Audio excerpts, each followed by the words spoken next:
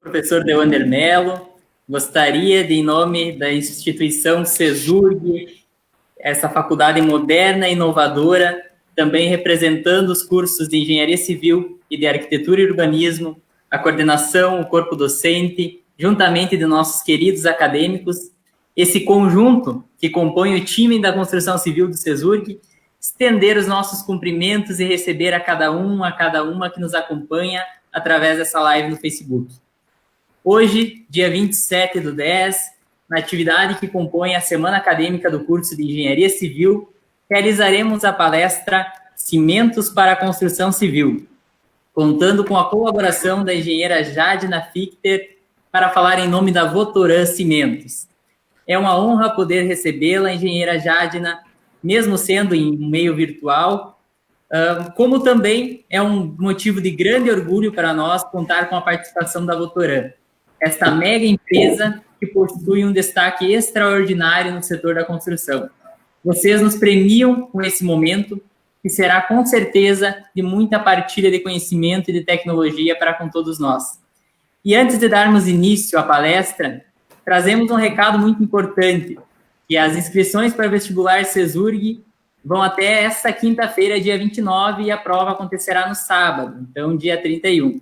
Você que ainda não se inscreveu, acesse o nosso site cesurgsarandia.com.br/vestibular, onde teremos aí novidades dos nossos cursos de Arquitetura e Urbanismo e de Engenharia Civil, que o aluno poderá completar ambas as graduações em apenas 6 anos e meio, e também profissionais já formados em um desses cursos vão poder completar com brevidade o segundo. Venha ser quem você sempre sonhou, é o nosso mote do vestibular, e é prova de que o CESURG é a instituição que traz o que há de mais especial no mercado para formar os melhores profissionais.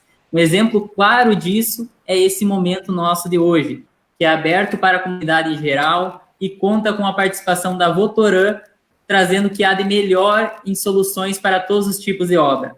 Provavelmente todos que aqui estão junto, nos acompanhando, já realizaram uma construção ou uma reforma e utilizaram dos cimentos Votoran. E esse é o assunto que será abordado hoje pela consultora técnica engenheira Jadna. Por isso, então, a partir de agora, sem mais delongas, passo a palavra a ela, desejando a todos uma ótima palestra.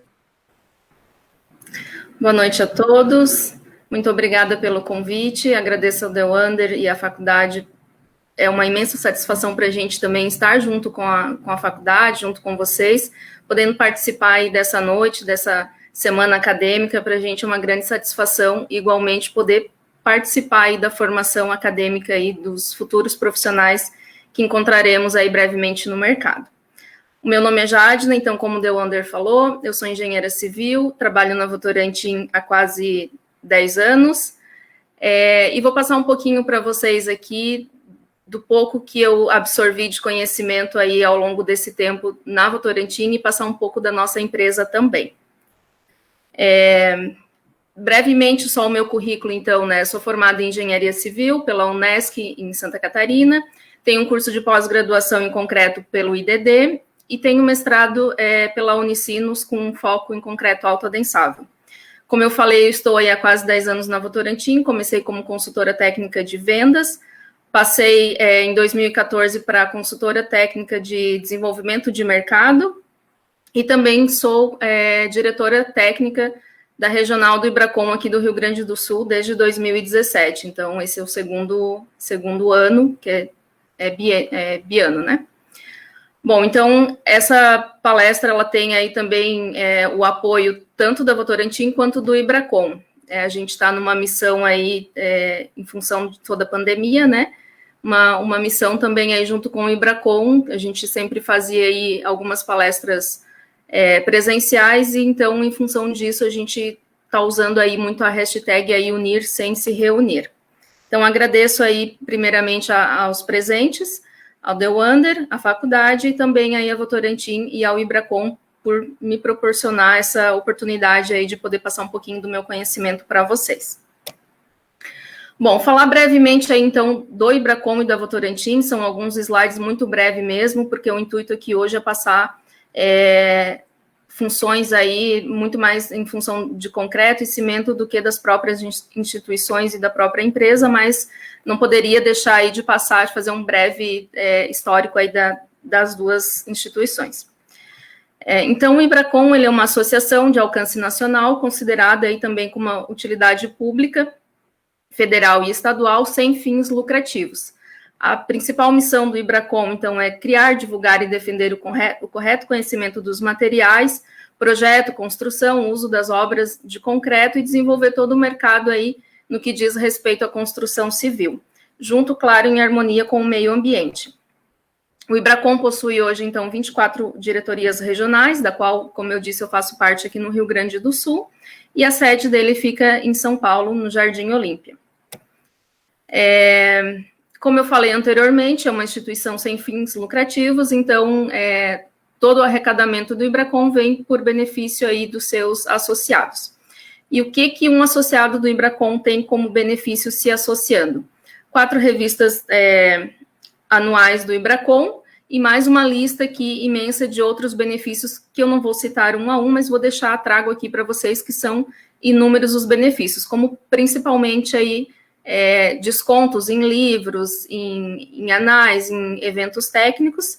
E aproveitando, falando em evento técnico, já convido a todos aí para o próximo congresso do IBRACON, que será de 30 de março a 2 de abril do próximo ano. Infelizmente, a gente não conseguiu fazer o congresso presencial esse ano, a gente teve uma edição virtual e vamos estender a presencial para o próximo ano, então já convido a todos aí a participarem. Será em Florianópolis, do nosso ladinho aqui, então fica bem mais fácil para a gente poder presenciar aí,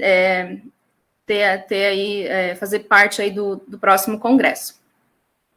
Falando um pouquinho da nossa atuação como IBRACON, então, né, a gente vem aí há muito tempo já, principalmente aí do ano de 2017, fazendo várias palestras, inclusive já deixo aberto aqui o convite aí à faculdade, quando quiserem aí, quando a gente puder também se reunir presencialmente novamente, já deixo aberto aí para levar uma palestra do IBRACON para vocês. Então, aqui são só alguns exemplos do que a gente fez no ano passado, a gente passa por várias cidades, eventos com grande teor de público e profissionais renomados aí do mercado do concreto, principalmente do concreto e da construção civil. Então, aqui um evento com Enio Pazini, Bernardo Tuchiquian, a gente teve a presença do Júlio Timmerman também, que é o diretor do IBRACON, Paulo Helene também está sempre presente em nossos eventos, mais aqui outro evento aqui com o Bernardo Tuchiquian e o Júlio. Tivemos aí também o professor Balbo, professor Carlos Brigg, então sempre profissionais de renome trazendo aí eventos de temas relevantes para a comunidade, temas relevantes para o meio acadêmico e para a construção civil como um todo. Bom, falando rapidamente também da Votorantim, a Votorantim, em termos globais, ela está presente em 19 países, emprega hoje diretamente mais de 35 mil funcionários, tem mais de 100 anos de história. E olhando para a Votorantim Cimentos, nós estamos presentes em 11 países, somos a primeira reconhecida no Brasil em termos de capacidade de produção, são mais de 12 mil empregados direto na parte de cimentos, focada mundialmente, e a nossa capacidade instalada, então, global, são de quase 53 milhões de toneladas de cimento por ano. Possuímos um portfólio completo, então, quando a gente fala de Votorantim Cimentos, né, logo vem o cimento, mas a Votorantim é uma empresa de portfólio completo, temos argamassa, agregado, produtos para acabamento, rejunte, concreto, enfim, uma infinidade de produtos para construção civil. E aqui eu gostaria de destacar principalmente as questões ambientais, né? A gente tem também produtos para insumos agrícolas, e a gente trabalha muito focado também em coprocessamento, que vem toda essa parte aí de sustentabilidade, que hoje a gente vai abordar bastante aí também durante a nossa palestra. Não vou contar toda a história aí da Votorantim, porque é bem longa, né, mas só para a gente exemplificar aqui, só para trazer um pouquinho aqui para vocês, a Votorantim Cimentos, ela tem aí quase 90 anos de história, começou Em 1933, a primeira fábrica foi constituída na cidade de São Paulo e se encontra até hoje em plenas condições de funcionamento, produzindo cimento, claro, com todas as manutenções aí que exige aí para a produção de um cimento de qualidade. Em termos de Brasil, então, como eu disse antes, a nossa capacidade instalada de produção de cimento quase 52 milhões de toneladas ano, são 38 centrais de concreto, 18 fábricas de cimento, 9 moagens e mais uma lista aí de infinidade de empresas aí que o Grupo Votorantim está envolvido. Para falar, então, já para entrar aqui no assunto de produtos sustentáveis, a gente se destaca aí pelo uso de materiais com menor teor de carbono na produção de cimento. Somos os pioneiros no Brasil, então temos orgulho de falar isso, que somos os pioneiros na produção de pozolana artificial, que é uma tecnologia inovadora que reduz aí, então, as emissões de CO2, que tanto a gente precisa, né, reduzir aí para manter um ambiente saudável. Eu trago aqui um exemplo de Porto Velho, onde com a implementação dessa pozolana artificial, a gente teve aí principalmente reduções aí de energia elétrica e térmica, redução de água também, foram quase 43% de CO2 a menos emitidos, né? E 25% menos de resíduos gerados em função dessa nova tecnologia de produção com pozolana artificial. Eu trago aqui também como como uma vantagem, não diria vantagem, mas como um orgulho que a gente tem de falar, que é a Verdera, que é uma economia circular. Ela é a nossa principal, a nossa empresa, digamos assim, em termos de coprocessamento. Trabalhamos aí, então, com biomassa para poder reduzir aí os combustíveis, né? Então, essa biomassa, ela vem do bagaço de babaçu, cavacos de madeira, casca de arroz, enfim, uma infinidade de exemplos que a gente poderia ficar falando aqui à noite, mas não é esse o intuito da nossa palestra hoje, então eu trago aqui só como exemplo para quem quiser se aprofundar mais no assunto, tem aí nos nossos sites também vários exemplos de como a gente atua, o que a gente faz, de que forma, e qual é a nossa principal, o principal benefício, qual que é a nossa função em cima dessa empresa Verdera que foi criada aí recentemente pela Votorantim. Bom, então, entrando aqui no assunto de cimento, né, não daria para a gente começar a falar sobre cimento sem a gente falar sobre normas, né?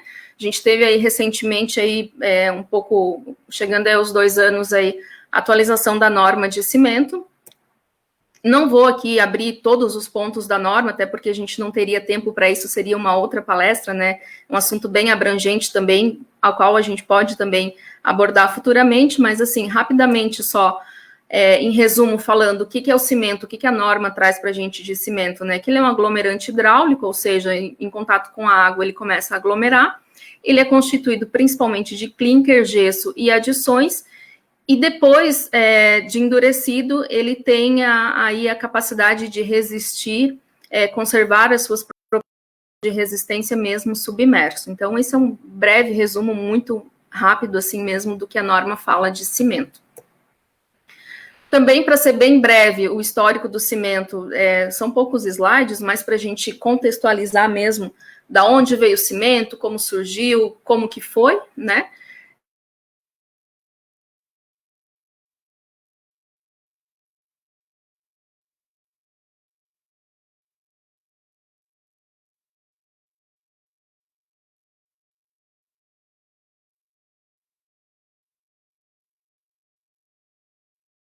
Eu trago aqui embaixo a fonte dessa foto, que é o cimento.org/concreto. Ela, nesse site, a gente tem mais informações, aí um histórico muito mais aprofundado aí da produção de cimento. Então, trago aqui como fonte para quem quiser se aprofundar mais no assunto, tem várias informações nesse site.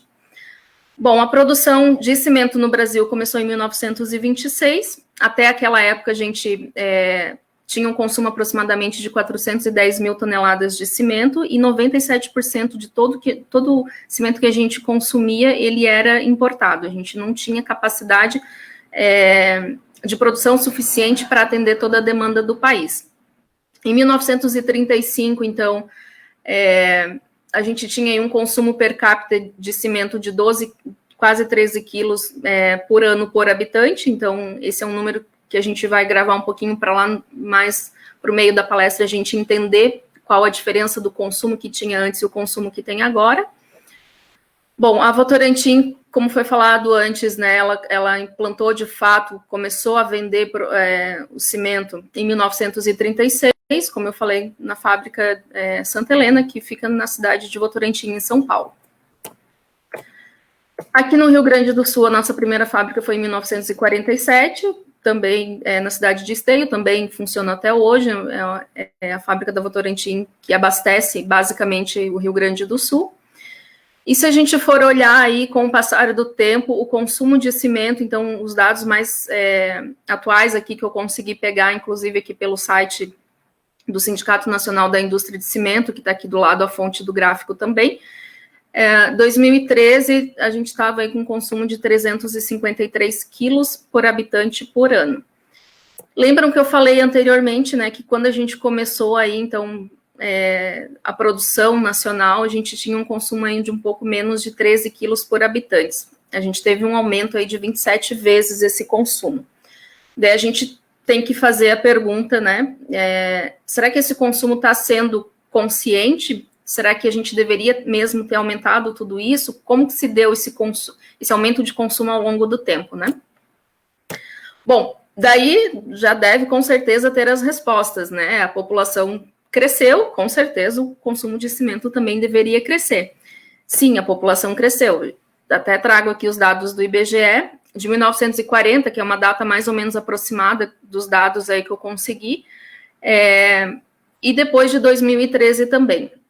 A gente fazendo aí as contas, e lembrando que o consumo de cimento aí, mais ou menos nessa data aí, ele teve um aumento de 27%, a gente vê que a população, ela cresceu menos de 5 vezes. Ou seja, o consumo de cimento, ele cresceu muito mais do que a população.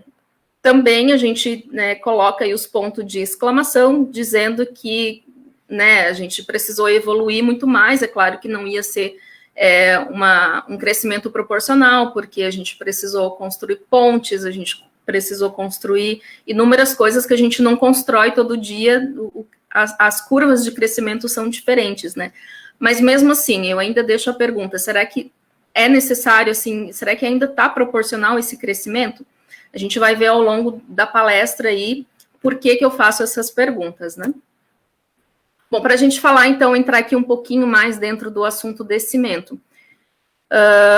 Os principais componentes do cimento, então, calcário, argila, minério de ferro, todos eles juntos produzem o clinker, depois o clinker misturado aí com o gesso e com outras adições, obviamente, ele produz o cimento. Deixei aqui em vermelho também a fonte dessa imagem aqui, né, de quais são os insumos para a produção de cimento, que inclusive é do livro do Ibracon, para quem tiver interesse aí procurar com mais detalhes aí, porque a gente não vai ter tempo hoje aqui para se aprofundar tanto, e a gente pode também futuramente trazer uma palestra específica para isso, mas hoje a intenção é uma palestra um pouco mais geral. Então, para a gente entender um pouquinho melhor de que forma, e de uma maneira mais breve também, de que forma que a gente mistura um pouco de pedra, grosseiramente falando, que seria o calcário, né? A argila e outros componentes, como que a gente extrai isso lá da jazida e como que isso vira o nosso saco de cimento. Eu vou trazer aqui, então, um vídeo da Votorantim que explica com um pouco mais de detalhes aí como que a gente tem essa transformação, entre aspas, né? Só esqueci de perguntar, Deuander, como que vai funcionar a questão do áudio. Eu vou projetar, se não tiver saindo som aqui, daí você me interrompe, que daí a gente vê uma maneira aqui de eu explicar, sem precisar passar o vídeo. Tá ok, Jadina, pode passar qualquer questão, a gente retoma aí contigo. Tá bom.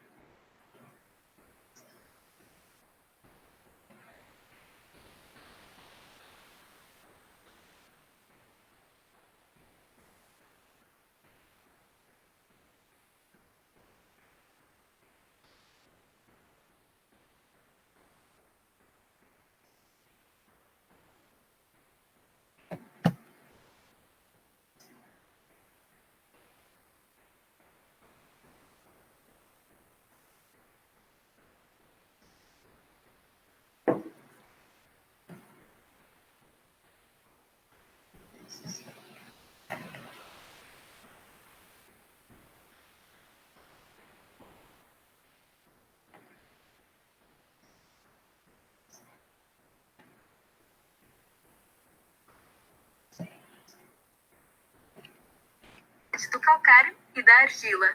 Com a qualidade adequada do calcário e da argila, é adicionado minério de ferro, que vem de outras mineradoras. Juntos, eles vão via balanças dosadoras para o moinho. São misturados até parecer uma areia bem fina. É o que chamamos de farinha crua, que em seguida vai para os silos via elevadores. Essa farinha crua é uma mistura uniforme com uma composição química adequada para ir ao forno. Essa mistura é transportada de forma mecânica para os fornos. E é no forno que ela vai se transformar em clinker, que é a base do cimento. Você sabia que a temperatura do forno de uma fábrica de cimento pode chegar a 2.000 graus Celsius, como se fosse 1/3 da temperatura do centro da Terra? A alta temperatura do forno é necessária para garantir a qualidade do clinker. É por isso que ele não pode ser desligado no dia a dia, a não ser em períodos de manutenção. O forno utiliza coque de petróleo e resíduos coprocessados como combustível. Para reduzir a emissão de CO2 proveniente do coque de petróleo, a Votorantim Cimentos tem aumentado a utilização de combustíveis alternativos como pneus, biomassa e resíduos industriais e urbanos que são utilizados para alimentar o forno. A farinha crua é pré-aquecida na torre de ciclones e entra no forno até chegar a uma temperatura muito alta, até virar clinker. Em seguida, o clinker é resfriado, passando de 1.000 graus Celsius para 100 graus Celsius. A velocidade de resfriamentos é fundamental para a qualidade do clinker. Aquilo subindo é o clinker, a base de tudo. Ele será armazenado em silos até seguir para a próxima etapa. É na moagem que o clinker, o gesso e outras adições como a escória de alto forno ou pozolana são dosados e moídos para garantir proporções adequadas e formar diferentes tipos de cimento. Tudo isso atendendo à norma técnica brasileira de cimento. É como fazer um bolo. Você mistura o açúcar e a farinha de acordo com as quantidades descritas na receita.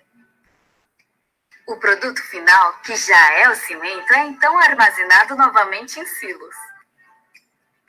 Após essa última etapa, o cimento vai para a ensacadeira e é transportado por caminhões até a loja.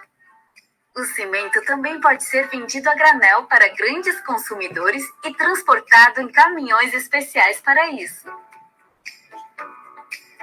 Tudo que a gente contou até aqui é monitorado na sala de controle central, que é o coração da fábrica. O cimento é um produto indispensável para a humanidade. É o único que está presente desde o início da obra até o acabamento, seja qual for o tipo da construção, e que ajuda a concretizar os nossos sonhos, deixando um legado para as atuais e futuras gerações.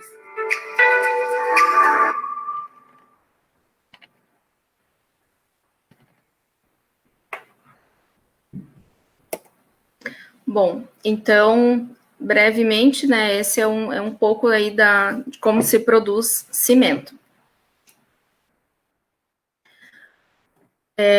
Então, voltando aqui, lembra que no começo, né, eu falei de produtos sustentáveis, falei de norma, como que a gente concilia um assunto ao outro?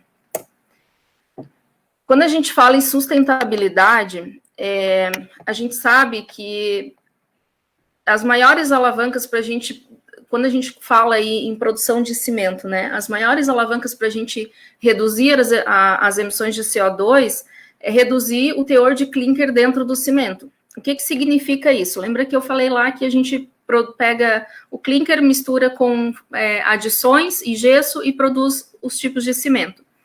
Quando a gente fala em reduzir esse teor de clinker, quer dizer que eu tenho que colocar mais adição dentro desse cimento. Então, a gente vai ver um pouco mais para frente sobre adições também, mas uma das principais alternativas para a gente reduzir a emissão de CO2 é essa redução de teor de clinker dentro do cimento.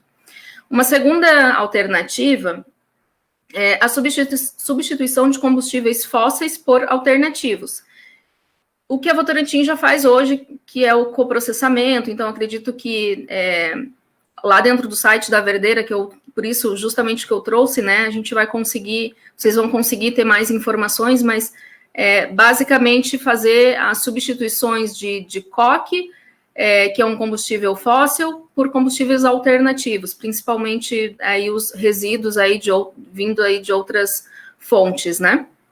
E também aí, principalmente, tecnologias inovadoras para a produção de cimento, como, por exemplo, aí o sequestro aí e armazenamento do CO2. Essa é uma tecnologia um pouco mais distante, então, quando a gente olha o que a gente tem na mesa hoje, o que a gente consegue trabalhar hoje, é principalmente a redução aí do teor de clinker dentro do cimento e a substituição desses combustíveis fósseis. Olhando aí para essas duas opções, a substituição de combustíveis fósseis já está sendo realizada há muito tempo, então não é nada muito inovador, assim, não é nada que a gente consiga aumentar essa substituição e reduzir drasticamente a emissão de CO2. Qual é a outra alternativa, então? Uma opção mais viável, então, é essa redução do teor clinker-cimento, principalmente utilizando aí as adições minerais. Essas adições, as que são mais utilizadas, como, por exemplo, a escória de alto forno e as cinzas volantes, elas não estão disponíveis em todos os lugares do país para atender de forma eficiente a demanda da indústria cimenteira. Então, uma outra alternativa, e daí entra aí a questão da mudança da norma, seriam aí outros tipos de adições, que a gente vai voltar depois nesse assunto também, mas já para a gente começar aqui a falar um pouquinho da mudança da norma, o que aconteceu na mudança da norma? Foi a unificação de 8 normas, então a gente tinha 8 normas, cada CP2, CP4, CP5, cada tipo de cimento tinha sua norma própria. Não fazia sentido porque, por exemplo, quando a gente vai comprar uma norma técnica, ao invés de comprar a norma de cimento, se eu estou utilizando 2 tipos de cimento, eu teria que comprar 2 normas, hoje eu já tenho que comprar uma norma só. Não é só em função disso, mas isso também ajuda muito, e principalmente a ponta final, o mercado final que está utilizando, que está produzindo concreto, que precisa saber um pouco mais, então isso contribui também. Um outro ponto principal aí é que a última revisão da norma ela tinha sido feita no início dos anos 90, então a norma ela já estava um pouco defasada. Teve uma questão também de alinhamento dos padrões internacionais, então, principalmente aí Europa, a gente buscou modelos da Europa adaptando para cá, mas claro, modelos que funcionam lá, trazendo para a nossa realidade. Então, aí a gente teve aí esse alinhamento dos padrões internacionais. As mudanças que foram feitas, elas atendem aí principalmente a Agência Internacional de Energia e também a Iniciativa de Sustentabilidade do Cimento. Trouxe também aí essas tecnologias que a gente precisa, né, mais avançadas para diminuir as emissões de CO2, e com isso aí a gente melhorou aí a eficiência energética também, e principalmente da produção de cimento. Com tudo isso, juntando tudo isso, a gente tem aí a produção de materiais mais eficientes, né, os chamados materiais de construção ecoeficientes. Falando então um pouco especificamente de cada cimento e cada mudança que a gente teve, né, um breve apanhado aqui, um apanhado geral. O que está em preto era o que a gente tinha antes e o que está em vermelho são as principais mudanças dessas normas. Então, por exemplo, aqui na nossa região sul, que a gente tem basicamente o cimento CP4, CP5 e os cimentos CP2, a gente teve principalmente as adições, o aumento das adições carbonáticas, de material carbonático. O que seria o material carbonático? É um material proveniente das rochas de calcário, que hoje a gente já utiliza as rochas calcárias para a produção do clinker, que é o componente básico do cimento. Lembra que no slide anterior a gente tinha uma questão de adições pozolânicas e escória de alto forno para reduzir esse fator clinker dentro do cimento, né? E a gente comentou também que isso não estava disponível em todas as regiões do país. Essa seria uma excelente alternativa, mas não está disponível. O que está disponível? O material carbonático, porque se eu tenho a rocha calcária para produzir o clinker, eu tenho essa rocha também para colocar ela como adição dentro do meu cimento. Então, isso facilitou bastante, contribuiu bastante para que houvesse aí essa melhora aí, na redução do CO2.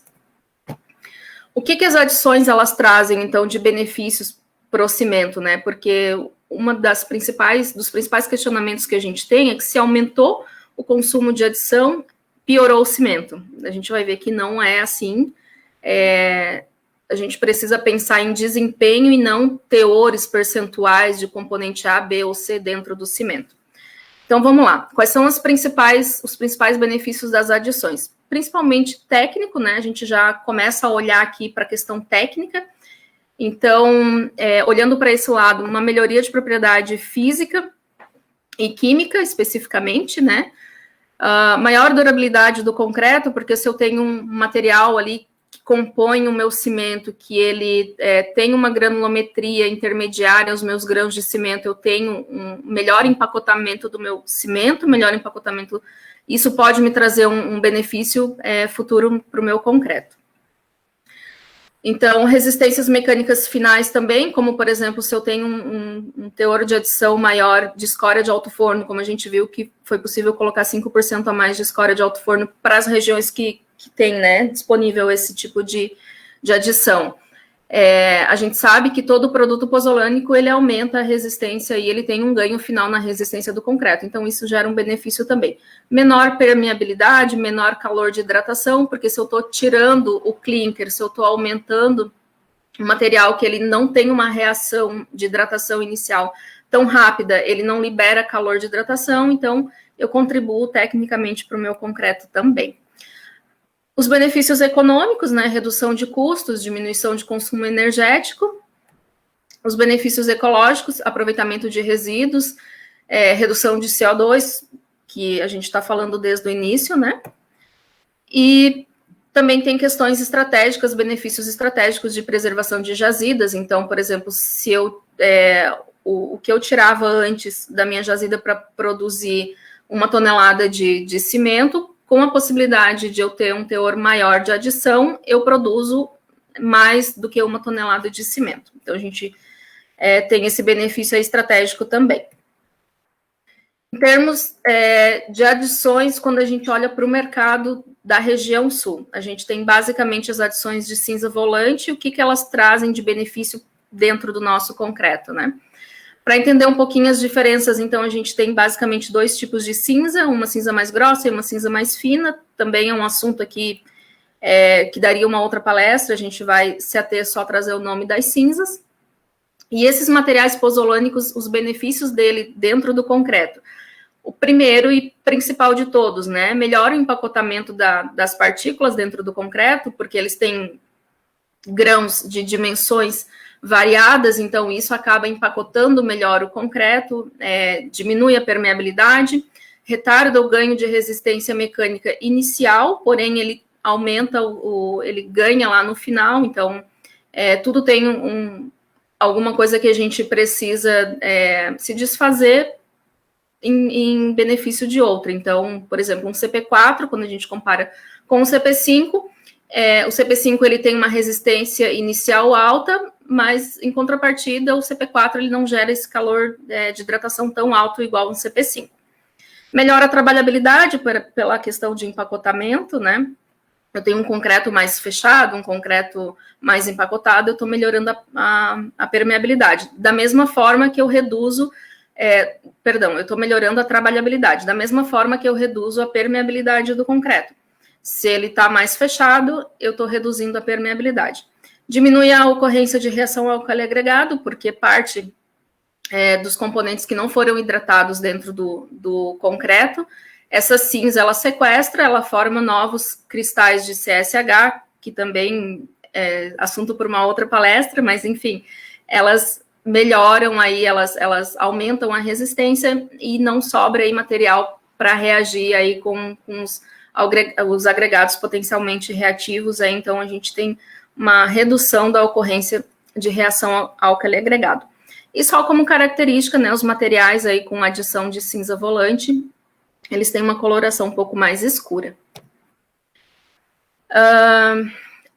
Quando a gente fala em aumentar os teores de escória de alto forno e pozolana, quando a gente diz que isso é limitado, por quê? Porque a disponibilidade desses insumos, ela é reduzida em função da oferta. Então, como eu já tinha comentado antes, nem em todos os lugares a gente tem essa oferta.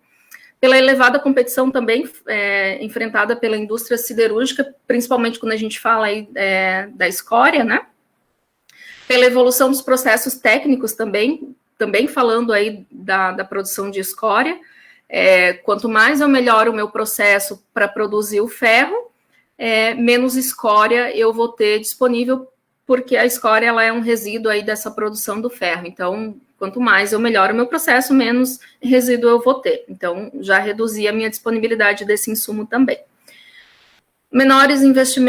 Pelos menores investimentos nas indústrias termoelétricas, daí quando a gente fala aqui das indústrias termoelétricas, a gente está falando das cinzas pozolânicas, então favorecendo aí as fontes de energia limpa, né? Então, por exemplo, as energias eólicas, quando a gente compara a energia termoelétrica e a eólica, a termoelétrica nos produz a cinza que a gente consome no cimento, a eólica não, né? Então, conforme a gente vai tendo esse benefício de melhorar aí também a questão de fontes de energia limpa, a gente também está reduzindo aí os nossos insumos, que antigamente eles eram resíduos, mas a gente está reduzindo aí os insumos para adição dentro do cimento. Pela disponibilidade geográfica, a gente já tinha conversado sobre isso antes, né? Quando a gente fala de filler calcário, olhando aqui para a norma, por que ele é uma melhor opção para a gente reduzir o fator clinker?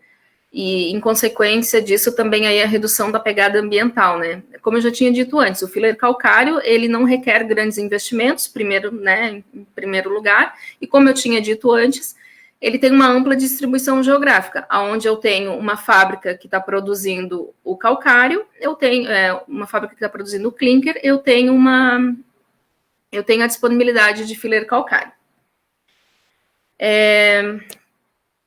Bom, agora falando em concreto. Então, eu passei, assim, muito brevemente um apanhado geral, aí falando um pouquinho de cimento, de produção, para a gente poder chegar aqui no assunto concreto, como que a gente está utilizando aí o nosso cimento para produzir o concreto e a gente fazer um vínculo, fazer uma ponte com aqueles números lá do início, onde eu trouxe que quando a gente começou a produzir cimento no país, a gente usava um pouco menos aí de 13 quilos de cimento por habitante por ano, e há cerca aí de 5, 10 anos atrás, que é o último dado que a gente tem, a gente está utilizando aí um pouco mais de 350 quilos, então um número elevado, assim, bem expressivo.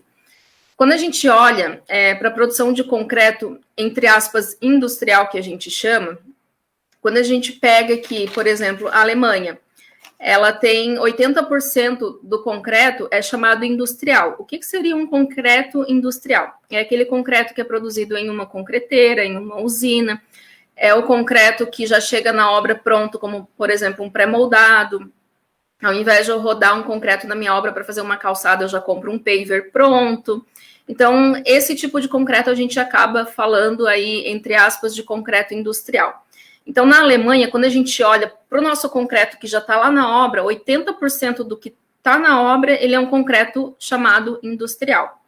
Nos Estados Unidos, a gente tem 75% desse concreto sendo industrial também. Chile, 30%. E quando a gente olha para o Brasil, a gente tem apenas 18% desse concreto industrial. O que isso quer dizer? Que hoje a gente produz muito mais em loco do que a gente compra os produtos industriais, os produtos prontos de uma concreteira, seja de um pré-fabricado ou, como eu falei, de um artefato de cimento. Então, o nosso número de concreto industrial, ele é muito abaixo do que a gente vê aí a Alemanha e Estados Unidos, que são países desenvolvidos.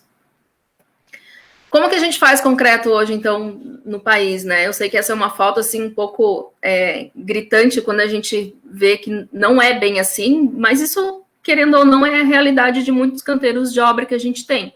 É lógico que aqui talvez não seja um canteiro de obra, pode ser em uma casa, mas, infelizmente, essa não é uma realidade distante, isso é muito comum a gente ver.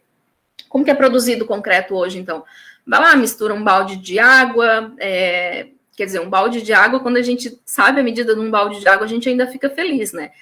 Mas vai lá, mistura um pouco de areia, um pouco de brita, joga no chão mesmo, vai colocando água até dar o ponto da massa, entre aspas, que o pedreiro precisa ou o mestre de obras precisa para aplicar na estrutura que ele está produzindo. Então, é assim que a gente produz basicamente os nossos concretos hoje. Se eu olhar para aquele slide anterior, onde eu falei que 18% só dos nossos concretos, eles são chamados concretos industriais. Isso daqui, se eu não tiver um controle, se eu não fizer no mínimo dentro de uma betoneira, tiver toda a dosagem certa, eu não vou estar indo ao encontro aí de um concreto sustentável, não vou estar construindo a favor da sustentabilidade. Por quê? Não tem como a gente falar que um concreto sem medida, sem dosagem, ele vai ser um concreto durável. Ele pode até ser, mas eu tenho 2 contrapontos aí.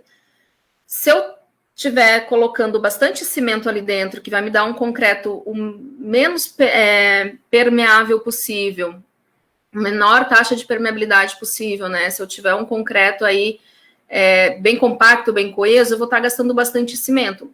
Ou se eu fizer um concreto aí sem uso de aditivos, que provavelmente, né, nessas obras que a gente faz em casa, que a gente faz em loco, geralmente a gente não usa aditivo, então eu vou estar usando aí mais água do que o necessário para o meu cimento hidratar. Eu utilizando mais água, essa água dentro do concreto, uma hora ela evapora, porque a função da água dentro do concreto é principalmente promover a hidratação do cimento, e uma segunda função é gerar essa plasticidade, essa trabalhabilidade, deixar o concreto trabalhável para aquela estrutura que a gente precisa. Então, eu colocando a água a mais do que o cimento precisa para hidratar, todo esse restante que está sobrando ali, que é para fazer a segunda função, que é dar trabalhabilidade, uma hora ela vai sair do meu concreto. Ela saindo do meu concreto, evaporando do meu concreto, ela vai deixar vazios, ou ela vai ter as próprias bolhas ali dentro, e isso eu vou ter um concreto mais permeável. Eu tendo um concreto mais permeável, eu não estou indo em favor da durabilidade. Então, para eu conseguir um concreto durável, eu preciso não só ter um cimento agregado, água, tudo dosado, tudo certinho, de melhor qualidade, ter um traço também, né, acompanhando tudo isso. Eu preciso também ter um projeto estrutural especificado, tudo certinho, mas também a aplicação e a cura, ela é importante. Então, se eu não consigo cuidar nem da produção do meu concreto, quem dirá as outras 3 pontas, né? Então, com certeza, aquela minha foto anterior não vai me gerar esse concreto durável. Aqui é só um slide que eu trouxe aí para a gente enxergar como que funciona, como que fica esse concreto aí, o que é essa água sobrando que eu falei antes dentro do concreto, né? O que são esses vazios? Dentro da matriz cimentícia, aí a gente tem a brita, tem a parte de areia, cimento e água. Os vazios, quanto mais água eu coloco ali dentro, mais vazios eu vou ter dentro do concreto. Tudo que está em azul aí apontando nessas flechas são água que depois vai acabar evaporando e vai ficar o vazio ali dentro, que vai se tornar uma entrada aí para agentes agressivos aí deteriorarem o meu concreto. Mas a gente não precisa ser especialista para fazer um concreto durável, para fazer um concreto de excelente qualidade, para fazer um concreto que dure 50 anos, que é o mínimo que a norma nos exige, né? A gente não precisa ser um especialista em concreto. Tendo um pouquinho de noção já é o suficiente, né?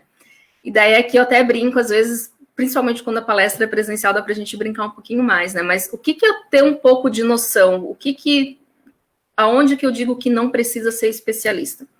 Por exemplo, ter noção que existe carbonatação, ter noção que existe ataque sulfático, ter noção que existe ataque por cloreto, por ácido, por água do mar, que existe a reação álcali agregado, que é muito mais comum do que a gente pensa, que existe a heterendita tardia. Eu não preciso saber ser especialista em cada tópico desse, mas eu preciso saber que isso existe e o que vai me causar isso. Ataque, esses agentes externos, eles vão atacar o meu concreto. Então, atacando o meu concreto, eles vão gerar a decomposição dos compostos hidratados da pasta de cimento e, consequentemente, aí, gerar aí o meu concreto não vai ser durável como ele deveria ser. E daí, nessa última imagem aqui, sim, a gente não precisa ser especialista para entender ela de cor e salteado, né? A gente sabe que quanto maior a nossa relação água-cimento, maior vai ser a nossa permeabilidade do concreto, menos resistência eu vou ter e menos durável eu vou ter também. Então, ele é inversamente proporcional. Então, aqui a gente não precisa fazer nenhuma especialização para saber que quanto mais água, para o mesmo teor de cimento, mais permeabilidade, menos resistência, menos durabilidade.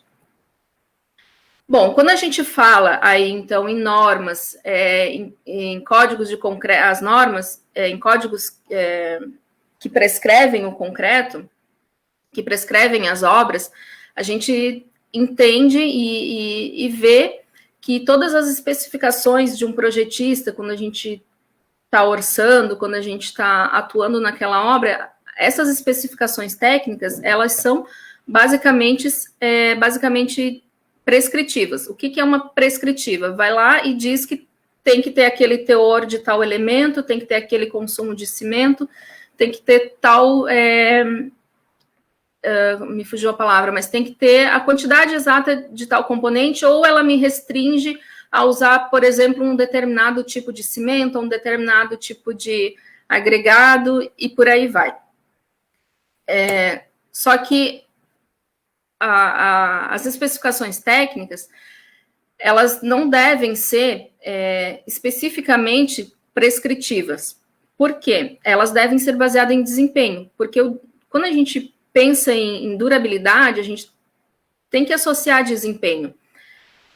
Uma coisa não pode estar ligada à outra. Claro que a gente tem que seguir as normas, né? Não estou falando aqui, muito pelo contrário, as normas, elas têm força de lei, a gente segue e tem que seguir todas elas.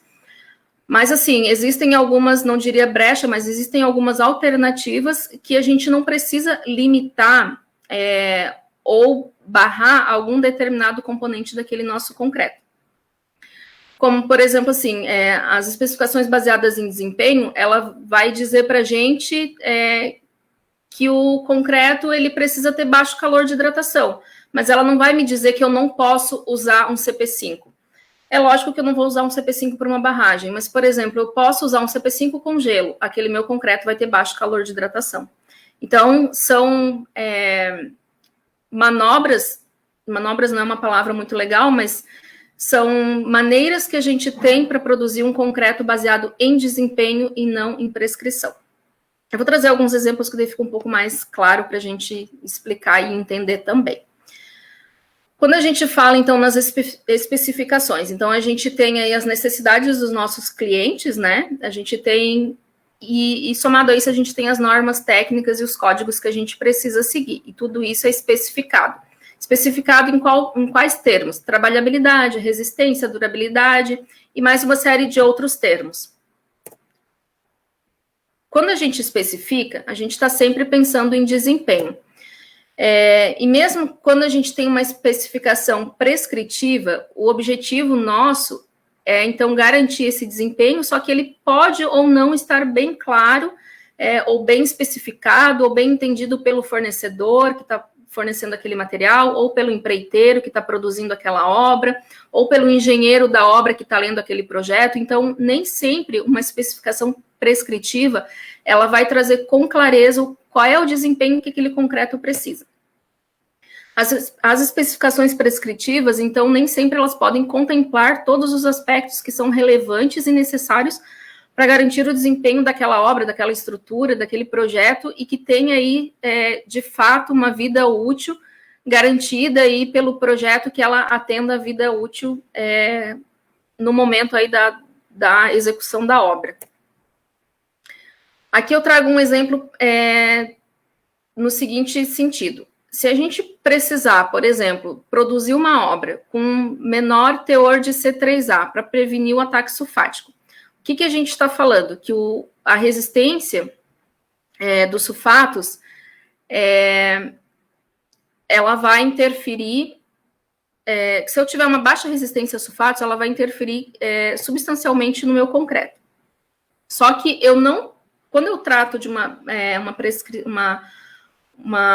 prescritiva, eu vou limitar o teor de C3A nesse clinker. E quando eu olho de uma maneira por desempenho, eu não precisaria, teoricamente, limitar esse teor de C3A. Vou explicar. Por exemplo, na primeira imagem, a gente está vendo aqui, são dois concretos produzidos com o mesmo tipo de cimento, o CP5, e todos os dois eram resistentes a sulfatos. Os mesmos agregados, os mesmos insumos. No primeiro concreto, o que mudou para o segundo? A relação água-cimento. E, além disso, a idade que o concreto foi ensaiado. A gente consegue ver que, num primeiro concreto, onde a gente tem uma relação água-cimento muito maior do que no segundo, que é de 0,65 para 0,39, visualmente, na foto, a gente já consegue enxergar que o concreto ele foi muito mais atacado por sulfato do que na segunda imagem. Mas como que ele foi mais atacado? Não é o mesmo cimento? Não tem a mesma quantidade de C3A dentro daquele cimento? Sim, ele tem. E daí aqui a gente traz a questão do desempenho. Eu aumentei a minha relação água-cimento, eu aumentei os meus vazios dentro do cimento, eu aumentei a minha chance, a minha incidência de ataques dentro desse meu concreto. Daí aqui é um exemplo claro, que a gente pode prescrever, limitando o teor de C3A, mas a gente não está, em teoria, garantindo,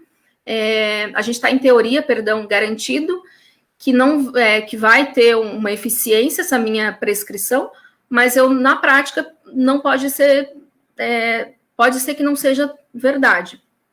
Aqui eu trago um outro exemplo. Então, por exemplo, quando eu vou especificar uma obra para torre eólica, limitando, por exemplo, os teores de cloreto para evitar as corrosões, eu deixo de trazer aqui também a informação que para evitar o cloreto, essa fonte de cloreto ela não vem só do cimento, por exemplo, ela vem também aí de outras fontes, porque geralmente essas torres elas estão localizadas próximas a regiões marítimas, onde geralmente tem mais incidência de ventos, né?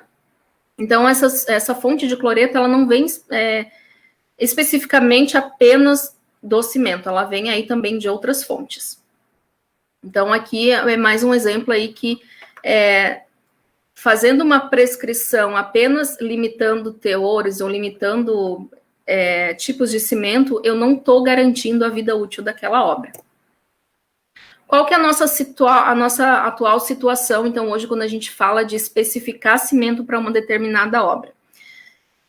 As especificações nos projetos, elas ainda são prescritivas, como eu falei, a gente limita ou exclui ou exige que seja determinado tipo de cimento, determinado tipo de teor dentro daquele cimento de determinado componente. Quando eu faço isso, eu estou limitando a otimização das características do cimento, como, por exemplo, naquele primeiro exemplo que eu trouxe lá, do mesmo CP5 para 2 tipos de concreto com relação ao água-cimento. Então, eu limitei a característica do meu cimento.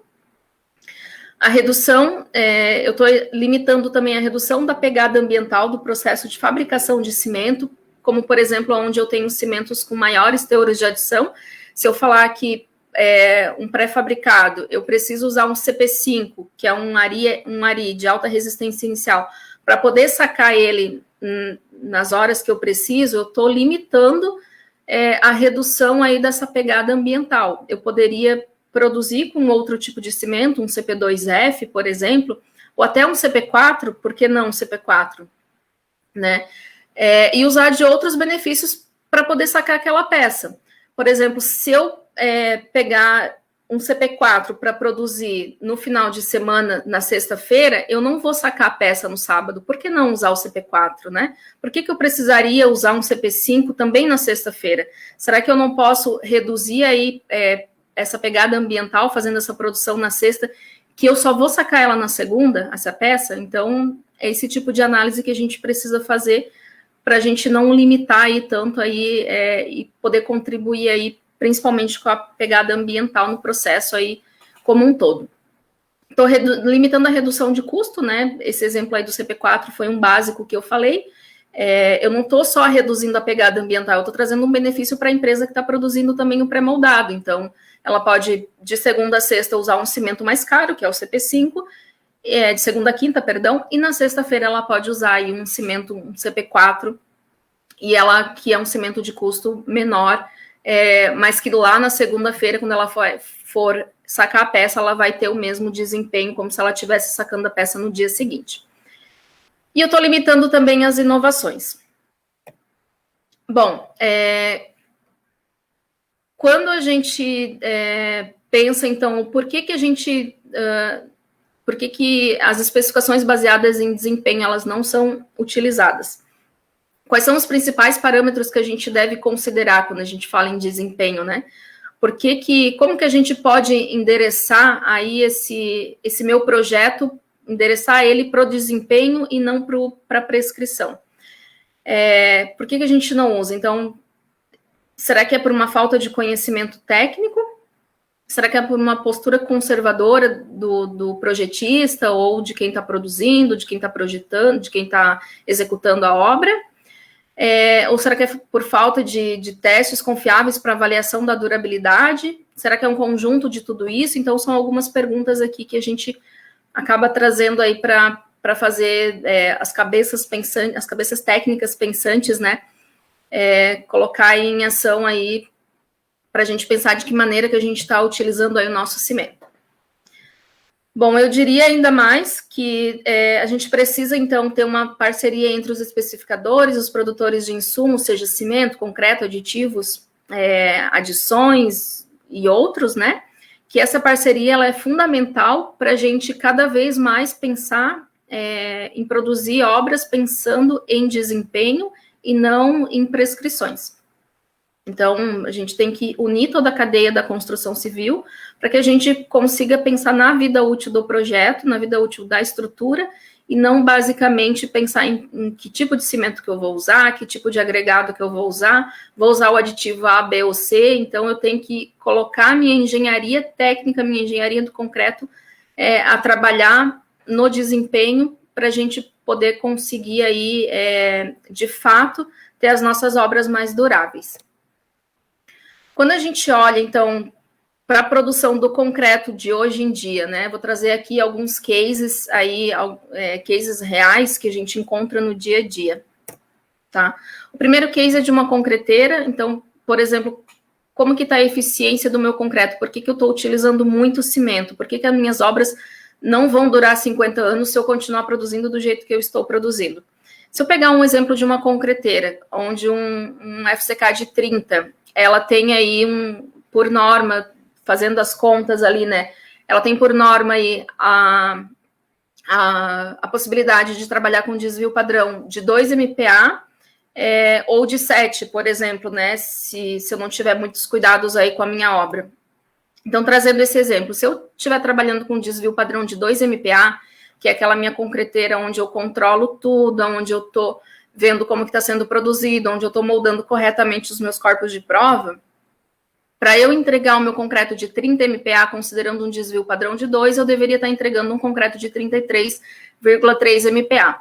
Se eu não cuido da minha produção, se eu não cuido do meu corpo de prova, se eu não instruo o meu profissional lá da obra que ele não pode colocar água no meu concreto, porque vai fissurar, porque não vai dar resistência, porque vai desplacar, se eu não tenho todos esses cuidados desde o início da produção do meu concreto até a etapa final, eu vou aumentar o meu desvio padrão, e daí aqui eu trago como, por exemplo, nosso último quadradinho aqui, o 41,6 MPa. Ele está calculado com um desvio padrão de 7, mas hoje é comum a gente encontrar concreteiras no mercado com desvio padrão maiores do que isso.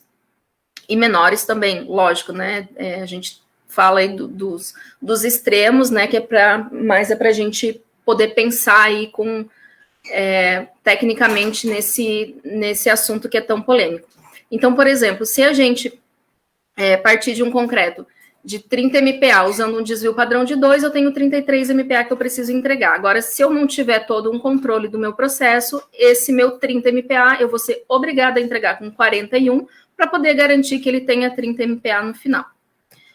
Se a gente for fazer uma conta básica e for fazendo uma conta de padeiro mesmo, no papel de pão, uma conta grosseira, que a gente utiliza aproximadamente 10 quilos de cimento para cada metro cúbico de concreto para obter 1 MPa, eu estou dizendo que saindo de 41 MPa para os 33, eu estou gastando 83 quilos de cimento a mais por metro cúbico. Esses 83 quilos de cimento, trazendo aí em custos reais, né, meus valores aqui, eles não estão muito atualizados, já faz, acho que uns 6 meses, 1 ano que eu fiz essas minhas contas aqui, mas está muito próximo disso. Eu tenho R$30 a mais de custo para produzir esse meu concreto que eu poderia estar produzindo com 33, mas eu estou tendo que produzir com 41, porque eu não tenho todo esse cuidado com a minha produção. Então, esses R$30 a mais por metro cúbico, a princípio não parece muito, mas quando a gente começa a jogar isso, escalonar para o que a minha usina produz, ou para o que eu produzo por ano ou mensal, trazendo um exemplo aqui por uma concreteira de 1.000 metros cúbicos por mês, por exemplo, ela está jogando no lixo R$30 mil. Se ela for fazer essa conta ao longo de um ano, R$366 mil. Então, aqui eu estou vendo que dói no bolso da concreteira, mas também dói no meio ambiente, porque eu estou saindo de um consumo, aí para um concreto de 33 para 41 MPa, eu estou aumentando mais de 80 quilos de cimento, e daí a gente começa a pensar naqueles números lá da frente, que eu saí de 13 MPa, de um KPI de 13 quilos de cimento por metro cúbico, para 350. É claro que não é só isso, né? É uma junção de todos os fatores, como eu já falei, né? A gente precisa construir pontes, a gente precisa outras construções que não estão diretamente ligadas dentro desse número, mas a gente junta um pouquinho daqui, um pouquinho dali, os números começam a fazer sentido. Aqui é um outro exemplo que eu estou trazendo, então eu trouxe um exemplo da concreteira e agora um exemplo de pré-moldado. Nesse pré-moldado, quando a gente foi fazer a atuação, aí foi fazer a consultoria técnica junto com o laboratório móvel da Votorantim nesse cliente, ele tinha um traço de concreto convencional, então o CC é um concreto convencional, onde ele utilizava já o nosso cimento, 410 quilos de cimento, para o convencional. A gente queria reduzir mais ainda o traço dele, né? A gente fez a princípio um traço com 400 quilos, a gente queria reduzir mais ainda, mas por uma questão aí mais de segurança, para levar um conforto maior para o cliente, o nosso teste inicial a gente fez com 400 quilos. Ou seja, aqui a gente já reduziu 10 quilos, a princípio é muito pouco a redução de consumo de cimento, mas só para poder trazer esse teste inicial para ele. Claro que não foi só o tipo de tecnologia de concreto que a gente implementou nessa indústria, né? Então a gente saiu de um concreto convencional para um concreto autoadensável, não foi só essa mudança que não é um toque, né? Não é uma mágica, assim, sair de um tipo de um concreto e usar outro, que a gente vai ter todo o benefício, tem toda uma estruturação de traço. Embora o concreto autoadensável a gente não tenha a brita 1, não é só pegar o concreto convencional e tirar a brita 1 que a gente já vai ter esse ganho, a gente tem que fazer toda uma modificação, como o uso de aditivos, que nesse caso também o cliente não usava para o concreto convencional, teve aqui também principalmente uma redução de fator água-cimento, principalmente aí pelo consumo aí a implementação do aditivo, né? Então, é toda uma mudança de traço, não é simplesmente tirar a brita 1 e fazer um autoadensável. Nesse caso, mesmo tendo uma redução aí de 10 quilos de cimento, a gente vê aqui no gráfico de resistência que nas primeiras 24 horas, que para o cliente é a parte importante também, uma das partes mais importantes, que era o saque da peça, antes ele tinha 10 MPa, ele ganhou 50% de resistência, então isso traz mais segurança para ele poder sacar a peça, saber que não vai trincar, não vai fissurar, não vai rachar nas alças para ele poder içar, fazer o içamento da peça, então é uma segurança maior. E daí o benefício maior de todos aqui nesse traço, nessa mudança de conceito de traço dentro dessa indústria, foi levar um concreto que estava atingindo 44 MPa e levar esse nível para 64. É claro que o 44 já estava adequado para o que ele precisava, para as obras dele, geralmente concreto aí para galpões, para a indústria, geralmente se trabalha com 35 MPa. Tinha resistência sobrando aqui, claro, 35, assim, numa média geral, vai depender, lógico, do projeto, né? Mas ele já tinha aqui resistência sobrando, então ele não precisaria de mais resistência. Só que quando a gente começa a ter uma outra visão, a gente saiu de um KPI de 9 quilos por MPa, então se eu pego o meu consumo de cimento e divido pela resistência que eu tive, por exemplo, se eu pegar o meu 410 e dividir por 44, ele gastava 9 quilos de cimento para cada MPa nesse concreto dele. Quando ele começou a utilizar o concreto autoadensável, em função desses 64 MPa, pegando os 400 dividido pelo 64, o KPI dele passou de 9 para 6,2. Um aumento aí de mais de 40% na resistência, e uma redução significativa aí do consumo de cimento por MPa nesse traço, só passando aí do concreto convencional para o concreto autodensável. É claro, né, que aqui eu não estou trazendo todos os dados para vocês e deve estar aí principalmente a principal pergunta é se o concreto autodensável ele é mais caro do que o concreto convencional. Quando a gente olha em termos aí de custo do metro cúbico, custo dos insumos, geralmente ele fica um pouco mais caro, e foi especificamente nesse aspecto que eu estudei aí que eu fiz o meu mestrado. Geralmente ele fica um pouco mais caro quando a gente olha só os insumos, então as médias que eu achei foram de 5% a 10% mais caro no custo do concreto, só que quando a gente vai olhar todos os benefícios, redução de mão de obra, agilidade de produção, redução de energia elétrica, porque eu não tenho vibrador, a satisfação do pessoal que está trabalhando na obra também, então tudo isso levado em conta, os meus resultados financeiros no meu mestrado, eles chegaram aí na ordem de 15% a 27% de benefício. Eu trabalhei com 5 empresas na época, então tinha aí algumas que conseguiam mais benefícios, outras menos, porque foram em várias regiões aí do estado do Rio Grande do Sul. Então, umas têm mais potencial, outras menos, mas assim, são números significativos.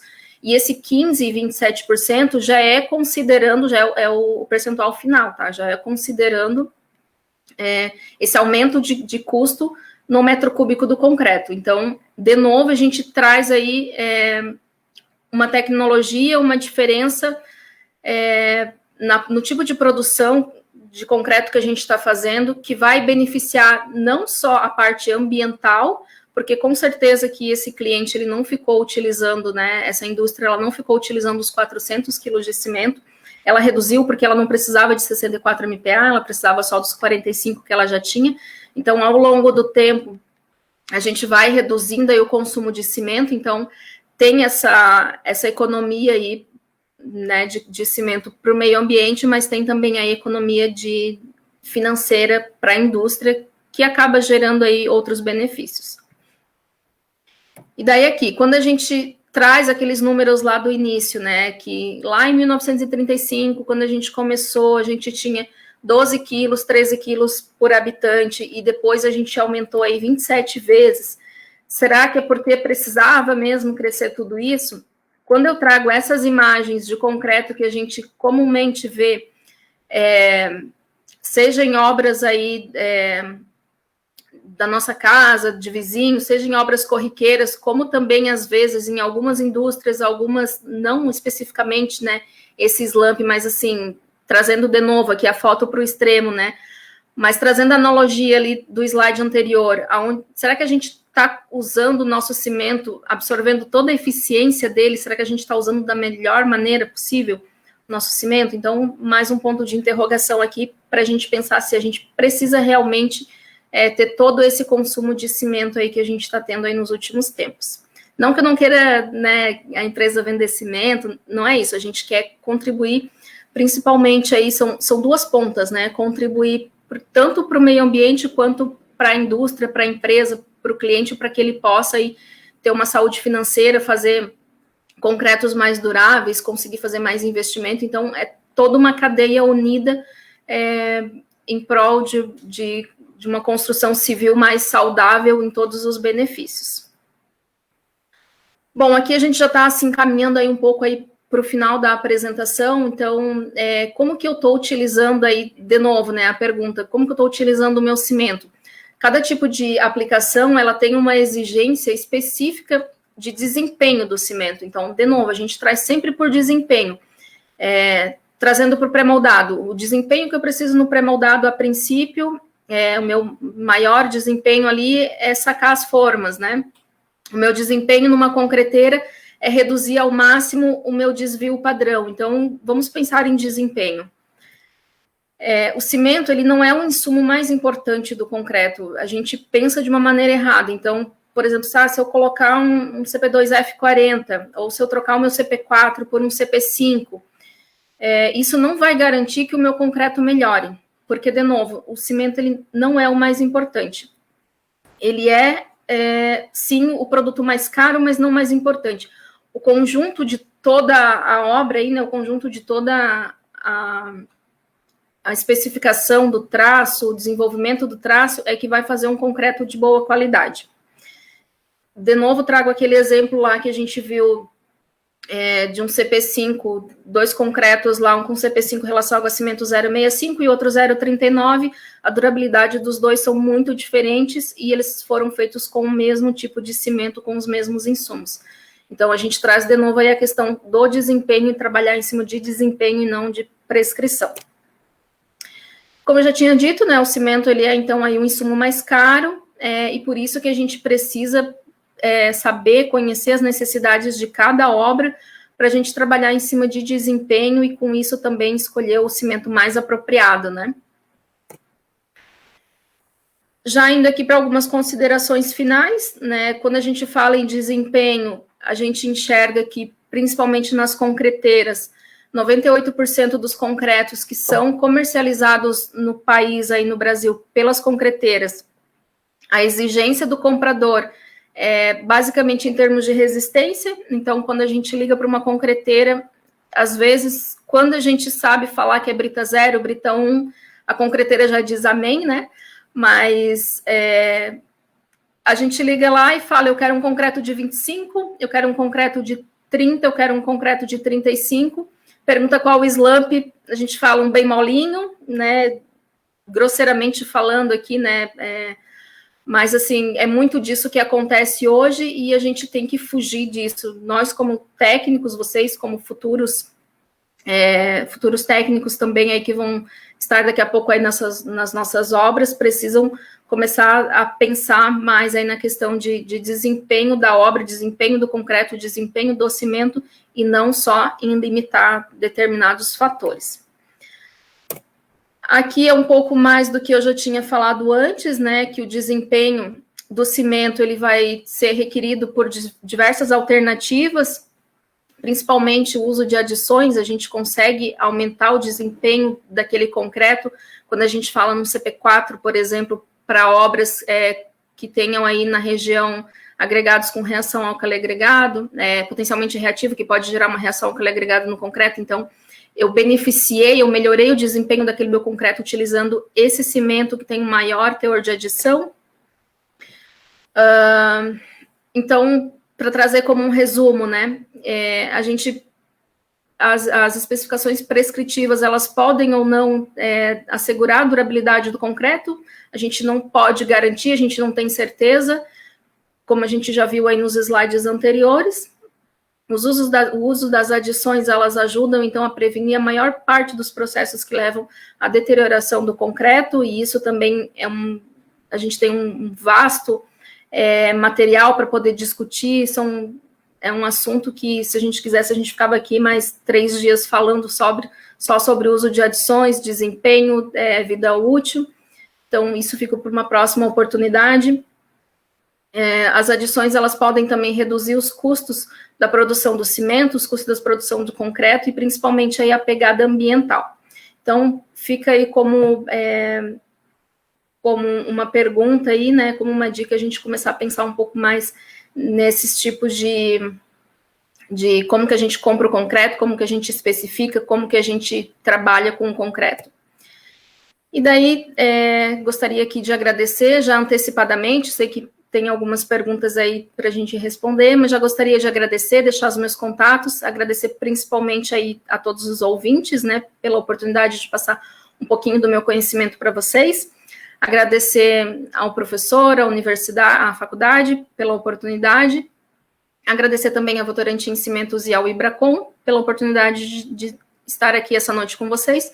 Deixo aí o meu contato para qualquer dúvida que a gente não consiga esclarecer hoje, não consiga responder em função do tempo também. Qualquer dúvida pode me mandar e-mail que a gente vai procurar responder vocês. Ou também entre em nossos canais aí os nossos canais de interação, tanto da Votorantim Cimentos quanto do Ibracon. Do Ibracon acabei não colocando aqui, mas tanto a Votorantim quanto o Ibracon tem Facebook, tem Instagram. Hoje em dia é muito mais fácil a gente fazer os questionamentos por ali, né, obter informações por ali também. Fico aí os canais aí para vocês ficarem abertos aí. Bom, então, Jadna, primeiramente eu gostaria de parabenizar e agradecer a você, engenheira Jadna Fichter. Lhe admiramos pela simpatia, pelo alto grau de conhecimento que possui e também por essa super aula que realizaste aí para com todos nós, voltada aí para os nossos acadêmicos do CESURG, mas que a instituição resolveu partilhar com todo o público que nos acompanha nas redes sociais. Então, tive vários feedbacks aí de construtores, colegas arquitetos, engenheiros. Também recebemos aí o pessoal do mercado, do varejo, todo o pessoal perguntando quando que vai ser a próxima atividade, né? Então, essa noite foi marcante para os nossos cursos da área da construção civil, que é o curso de Engenharia Civil e o curso de Arquitetura e Urbanismo, que a gente tem na unidade do CESURG Sarandi. Nós agradecemos, então, todas essas interações que recebemos, comentários, feedbacks, né? Foi disponibilizado em um canal de contato, o pessoal interagiu aí conosco, e todos parabenizando a você, Jadna, por essa palestra muito esclarecedora, né? Os pontos aí de questionamentos vão ser enviados e retornados aí para todos que participaram conosco, né? E em nome do CESURG, agradecendo a Votorantim, o Ibracon, né? Então, essa atividade em parceria que nos deixa um sentimento muito grande de admiração e de gratidão para contigo, a tua pessoa, que a gente percebe o grau de conhecimento que possui, também uma simpatia ímpar, e por essa empresa, né, que é líder nacional da produção de cimentos, e nos encanta em poder receber, mesmo que em um momento atípico, em meios digitais, realizando essa palestra, mas nós afirmamos um anseio muito grande em realizar ações presenciais em breve, né, o que nos encanta muito, que é essa harmonia, convivência, essas experiências práticas, para a gente agregar conhecimentos sólidos, tal como o concreto produzido com cimentos da Votoran, e também como aprendizado adquirido no CESURG. Então, confirmamos que a gente pretende dar sequência nessas atividades junto à Votorantim, pois a nossa instituição ela busca manter sempre um elo atualizado com todo o mercado e, principalmente, então, para oferecer aos nossos acadêmicos o que há de melhor no setor da construção civil. Convido a você, Jadna, então, para realizar as suas considerações e, em seguida, concluiremos essa atividade que foi tão oportuna. Imagina, eu agradeço novamente aí pelo convite aí da faculdade. A gente está acostumado aí nesses últimos, nos habituamos a estar acostumados, né, nos últimos tempos aí com as palestras, com as interações online, mas parece que é sempre uma primeira vez, então às vezes a gente dá uma gaguejada, falar alguma coisa que não ficou muito bem colocado, às vezes a gente passa despercebido por uma palavra errada, então peço desculpas aí se porventura falei alguma coisa que não foi muito bem colocado, ou por vezes até que posso ter errado aqui, na ânsia de querer passar tudo dentro do tempo, às vezes a gente, só quem está do outro lado da tela sabe, né, mas às vezes a gente se perde mesmo. Agradecer novamente pelo convite, pela disponibilidade de todos, do público, né, fica aí meus canais abertos para contato e novamente colocar aí, tanto a Votorantim quanto o Ibracon também aí à disposição para novos eventos, novas interações, inclusive, né, deixar o convite por parte da Votorantim, não agora nesse momento, né, atípico, de novo, né, que a gente está passando, mas aí para um futuro próximo aí, espero muito em breve, né, a gente tem algumas atividades dentro da Votorantim, uma delas se chama Portas Abertas, que é onde a gente leva a comunidade, os acadêmicos, instituições. A Votorantim gosta de estar sempre muito presente no meio acadêmico, principalmente, mas também toda a comunidade junto aos seus clientes, mostrando os nossos processos fabris de perto, mostrando os nossos controles de qualidade. É uma satisfação para a gente poder mostrar como que a gente faz, passar o nosso conhecimento. Então, novamente, aí deixo aí o contato aí, o caminho aberto aí para a gente poder fazer novas interações em breve, me colocando à disposição aí, tanto da faculdade quanto do público em geral aí. Só agradecer aí a todos vocês. Mais uma vez, obrigada. Muitíssimo obrigada, engenheira Jadna Fichter, consultora técnica da Votorantim. por essa palestra realizada na Semana Acadêmica do curso de Engenharia Civil do CESURG Sarandi, onde momentos espetaculares como esse são possíveis. E então, assim, encerramos essa live no Facebook, que foi organizada pelo CESURG em parceria com a Votorantim e também Ibracon, Instituto Brasileiro do Concreto. Desejo uma ótima noite a todos e convido a juntarem-se a nós em busca de uma sociedade cada vez melhor, que é através da educação de ensino superior e que ela seja de qualidade. Isso você vai encontrar no CESURG Sarandi. Venha ser quem você sempre sonhou. Boa noite a todos e até a próxima.